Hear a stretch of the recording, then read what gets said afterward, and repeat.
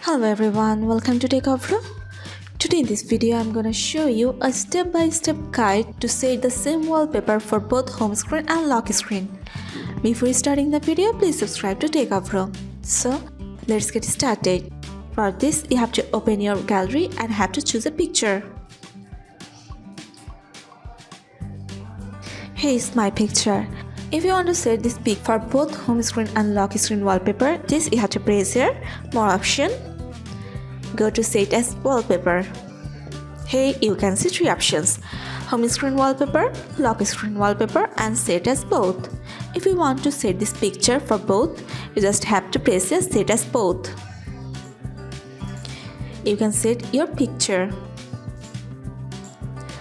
Then press on this sign option.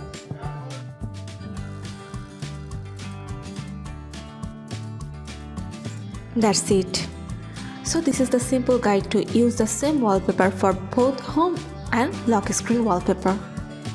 So guys, that's it. You can do this. I think this video is very helpful to you. If it was, then give a thumbs up and hit the subscribe button. And thanks for watching.